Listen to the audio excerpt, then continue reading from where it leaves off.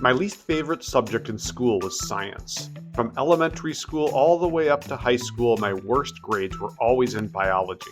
When I was in college, I took astronomy, which, by the way, never covered any of the signs of the zodiac. I always joke that I liked astronomy so much I took it twice.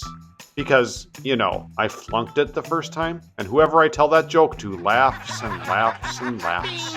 Because I dislike science, I tend to get bored at science-y museums, like the Field Museum and the Adler Planetarium. But there's one science museum in Chicago that's different than all the rest, because you have to drive 10 miles south of the Loop to get bored there.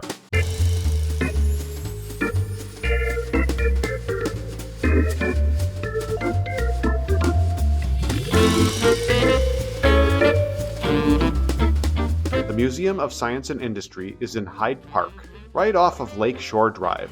Running south on Lakeshore Drive, heading into town.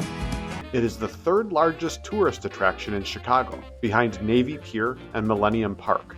Before they were developed, it was the largest attraction. That is, after the Union stockyards closed down, and visitors could no longer see animals being slaughtered. Anyway, the building it's in was built for the 1893 World's Fair as the Palace of Fine Arts.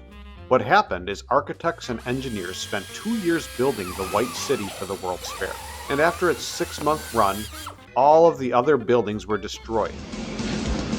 Whoa!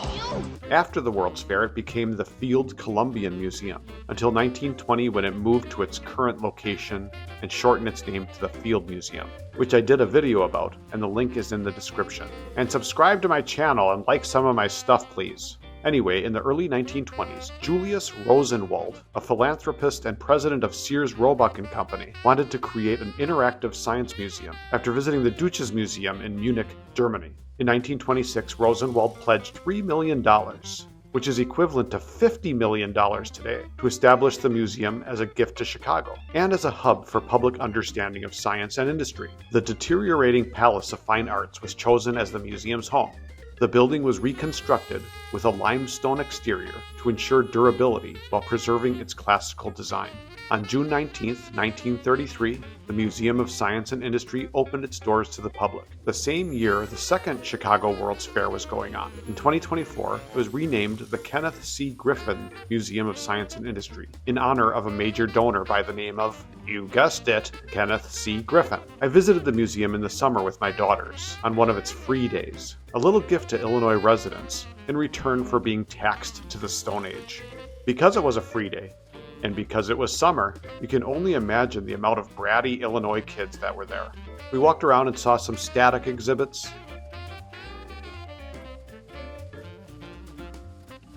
and some interactive ones. My favorite was the Great Train Story, model train tracks around a model of Chicago. The model was built over 20 years ago, so a lot of newer buildings are missing. I wonder if they'll add Trump Tower anytime soon.